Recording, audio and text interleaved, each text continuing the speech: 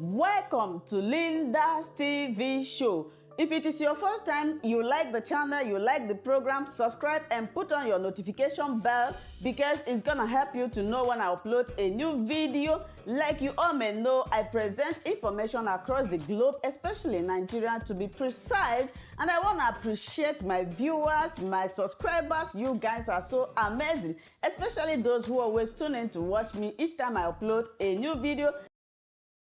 People misunderstand it. They don't really understand it. What were we doing before? And so we should do what we were doing before that gave us peace. Foreign headers responsible for mayhem, and we still said that we are killing ourselves. There are two different kinds of situation. We had developed from the minor, misunderstanding by way of the traditional relationship in the past with farmers and headers. So it was there before, and then along the line we now started to encounter a lot of killings and raping from the foreign headers. We also bring their cattle, from one state to the other, from one region to the other, and that's the killings and the raping we are talking about. That is a different thing from what is happening in terms of killing of security people, burning of houses of security people, burning of INEC, this thing. Yes, because security people have also engaged these people in a gun battle and they have brought them down. We've not seen any foreign header. We've not seen any foreigner. We've not seen people of other regions. And these security people that are being killed, 99% of them are from Southeast. So we are killing ourselves. And those that are falling by the bullets of security people by way of, attacking them at the checkpoints, of course they have guns. They also exchange, firepower. When you see them, you see that they are our brothers and sisters. And this is not good for us. Because our youths are giving themselves to be slaughtered. And this is making us to shed tears, and they are being indoctrinated. I see some people, prominent people from other regions, trying to incite us. They pretend they want to fight for us. How can you fight for us? During the war, did you fight for us? It's a way of inciting our people to go into war, go into crisis, so that we can experience another set of betrayals. And I say to our people, be wise. Be wise. We are given to wisdom. We should deploy the wisdom at this critical time. So that is the different kinds of relationship vis-a-vis insecurities, right now. Attack in INEC office and presidency. The youth have their mindset, and that's why I'm doing everything possible in my state to to increase value for education. I'm sure that somebody who studied medicine, who studied engineering, who is a graduate, will not go to carry gun, will not listen to anybody telling him to go and die. We're not going to listen to a juju person that tells you that, look, with this juju on you, no bullet will enter you, and bullets are entering. And some people asked me, why are you asking for the census of juju people? Yes, because in my local government, one of my local government areas, a juju man, herbalist, he kidnapped 2 people and buried them alive. And so we didn't know how to locate him. It took the efforts of a link, which I won't mention, to find him. He's in the cell now. And so we want to know, who are these juju people? Who are these people deceiving our boys? Because some that have had the courage to engage security people in a gun battle and they were failed, you see juju tied all over them. And you see the security agencies going to their shrine to destroy it. And so the shrine has not been able to respond. So that's the problem. So they are deceiving our people to go and die. It's undue courage, that is also laden with, hard drugs. So I can't explain if the burning of INEC offices has anything to do with, 2023 presidency, for Southeast. And of course, should I not say that the Southeast deserve presidency for 2023? But I leave it to you. The solutions to killings in Southeast and allegation of NAS on their lives I have no, I'm a child of God, I'm a peaceful person. They are just afraid of a bubago. But their fear will be heightened because if those NAS members come to the state and cause trouble, this same bubago will arrest them all. You know, not even the police. The bubago will arrest them. Whether you're a former governor or a senator or whatever, if you come and cause trouble, you are not above the law of the state. There is a law that establishes a bubago, you know. And so if you can stay here and they talk, but if you come down there and, you know, you cause trouble, you'll be arrested by this bubago and taken to law court to defend you. People talking about their lives are the same people that were in offices and they wasted the lives of our people. The matter is still in court.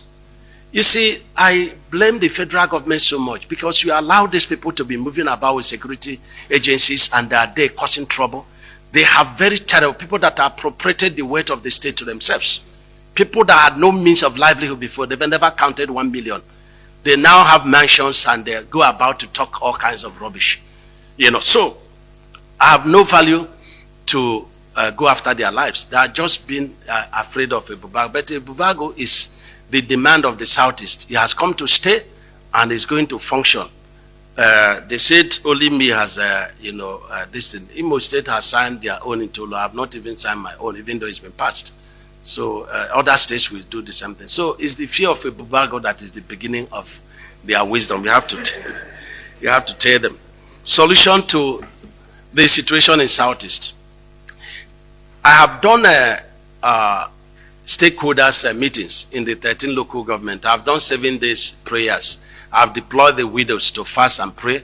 I've deployed the elders council to go around and talk to our people in all over. I've deployed the founding fathers to go and talk. I've deployed CAN to go around and talk.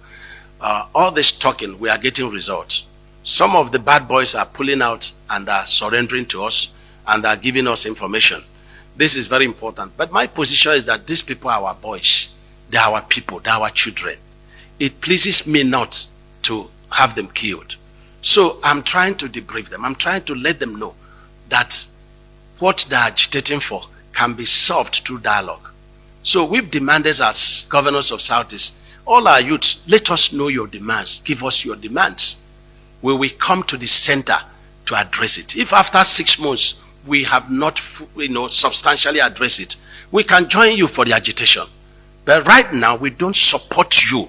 We don't support you to insult the president, to insult leaders of Southeast, to insult other leaders. That is not agitation, it's foolishness. Agitation is agitation. And when people support them and they are from outside the country, is that the way protests are done outside the country? So we have to tell ourselves the truth. If we want to address marginalization and the exclusiveness in the affairs of the nation, we have to, as people of wisdom, people of God, deploy wisdom in doing that. We shouldn't go by way of violence or allow people to hijack the peaceful, demands of our people. This is our position. Not that we don't have, employment. Because no big man, whether the money is stolen or the money is earned, we want to set up, an industry. You prefer to put the money in the bank and then collect the interest. Because the moment you set up something, you see, people who didn't know how you made the money, they want to liquidate that. We have to address it. And I'm sure that even your drivers, your house helps, you face the same challenge. So we face it in a greater measure. We have to go back to the culture of not blaming leaders. We have to also find out what they led. What are they doing? Are they willing? Is somebody willing to, do something with his hands than to be a counselor? This is the fact, So every state is doing quite a lot to empower their people because the success of the people. That's why when I give out, loans to farmers and youths and they don't return it, at the time to return, they tell you that there was flood, this thing, You have to endure it because it's still within their pocket. It's creating weight for them. So the government has to bear it. But we have to find a way to shift and begin to preach, the need for everybody to have something doing. What has taken this country over is politics. Politics. And we leaders, a lot of us are not being honest. There's no amount of ICPC or EFCC that can make a leader. It is just the fear of God, passion for the people, needing to leave legacies. Because what are you doing with this money? Some have billions. Little kidney problems. The person will not know what is going on again. So there's a need to invest in the people. But the people have to also be available to be invested on.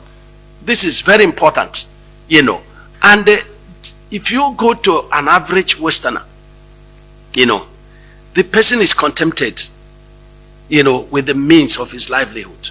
We are not. We want to have 10 cars, even where there is no space to park it, we park it on the road, So this is a problem. We have to be contented. And we need to begin to know that where our rights stop, other people's own will begin from there. So we have done quite a lot to provide a means of livelihood to reduce poverty. We inherited poverty, and we have demolished it to a very large extent. But we still leave some traces of poverty behind. Even our Lord Jesus Christ said that there will always be poor among us. Minimum wage in Ebonyi. The minimum we pay, which the minimum wage, we are not happy about it. 30,000. Some of you do, course of more than 30,000 in 1 week. So it's not enough. I'm not happy with that minimum wage. Are some states not able to pay? Yes. Do you want them to make magic? And so if states are not able to pay, they have to cut down on the workforce. This is very important. And if they have means of empowering them, even if they get a loan, to establish business for them, it will increase the IGR of the state, than to have workers that are hungry and angry. They are not able to get their salary. And you say the governor should fold his hands. Because some governors don't look for tomorrow. They don't think about the continuity of the state. They come to power, they employ all their brothers and sisters. They employ them to punish them. But instead of employing my people, I would rather empower them, establish business for them, which will be enduring and then lasting for them. No politician leaves, position for the children. You live, wealth in a way of calmness, in establishment for your children. And this is one thing we do not know. So, we are paying minimum wage. But those who are not able to pay, they should sit down with their governors and agree on way forward. Don't expect the governor to spend 100% of what he gets to pay salaries. No governor was elected to come and pay salaries. And remember, the workforce is about 10% of the population. The money the governor gets is a product of the population of that district. And so everybody is involved in it. And you can't cater for only one section of the society. This is very important. So 30,000 not even enough for workers. But where you can pay, sit down with your governor in sincerity. Let him show you the books. Financial autonomy. I don't know, they say there is a committee. Yes, there may be a committee, but the committee, whatever is their position, does not override the constitution. I've appeared on channels sometimes, and I say I don't know what you are talking about. For some of us in some states, are we talking about increase in funding, or are we talking about autonomy? If it is autonomy, and what is the definition of autonomy? That every money that is due to the judiciary or the legislature in line with the budget is given to them, as we receive, we give to them. We cannot give them a percentage of the budget because we have not received the total budget. So if your budget is, say, 10 billion or 12 billion, you say we should divide it by 12 and every month we should give you 1 billion. You can't get that. Budget is a mere estimate. It is a product. The performance is a product of what you get. And it's what you get is what you give. And no section of the society must suffer. Now, the one they are talking that is very funny to me is to set up, a committee that when you bring money, let the legislature sit, the executive will sit, the judiciary will sit to share the money. I say, well, even if it means my resigning, I will not do that. Because if you want us to sit, 3 of us to sit, we have to bring the market women. We have to bring the security people. We have to bring the labor people. We have to bring the bandits. Everybody that contributes to this population must come to sit on the same table for us to share it. And we know the amount of roads the legislatures will do, the amount of security that the judiciary will cater for, what the executives will do, and it will be published so that the society will monitor all of us. You cannot tell me to share the money amongst 3 of us in secret and I'll come and take the bad name in public. I don't want to do that, and I will not do that. But what we have even seen is that we have checked the budget of the judiciary and we've checked the performance the first quarter. And we've even doubled in terms of what we give them. You know, so if they're supposed to receive like 2% of the budget, you understand, and you divide it by 12 and multiply by the first quarter, what have they gotten? It's more than twice both the legislature and the state. And so it is not about, you know, being legalistic. It's about understanding. If we say to ourselves, we want to build 10 courts, we want to construct 10 roads, we want to build 10 schools, we want to build the legislature's houses, we have to sit together and incorporate it in the budget. And then as money is coming based on performance, we'll be able to say, okay, this is what we do, this is what we do, this is what we do. This is understanding. But I don't think that what is facing the country today is autonomy. That is not the issue. And I think this is, you know, diverting the national attention to what we should do. Look at the local government say autonomy. Yes, I don't touch the money of local government. It goes direct to them. But when workers don't receive their salaries, it is me they attack. They don't attack the local government. And I'm telling them that, look, this is autonomy. They say no. Local government chairmen go to obtain loans in the bank, you know, without the approval of the House of Assembly, without the approval of the governor. And you talk to them, say, sir, it's autonomy, you know. But the law did not say that you can do that without the governors and the House of Assembly approval. Even we are not even permitted as governors to obtain loan without approval of the House of Assembly, and the federal government has banned that. But this is happening. Last month we couldn't pay salary in one of the local government areas. Why? Because the former chairman had obtained loans of 50 million, you know. And this is a local government that gets subvention to pay salaries.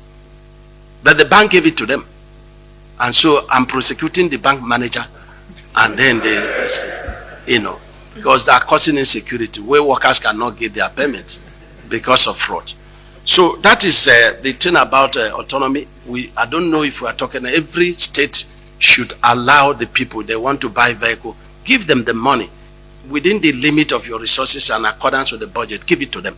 There are a lot of things that come up, you know, outside the budget, which you have to do for the face of the state, because the governor is the face of the state. And this is very important. So this is about the autonomy. This autonomy is very confusing because we don't know whether it's financial increase, you know, or it is whatever is due to them, accordance with what you receive. Thank you for always watching Linda's TV show. I will see you again in my next video. Remain blessed. I appreciate each and every one of you, and keep on watching Linda's TV show. If you have not yet subscribed, please, I beg you to do that so that you'll be getting more updates from me. Bye bye.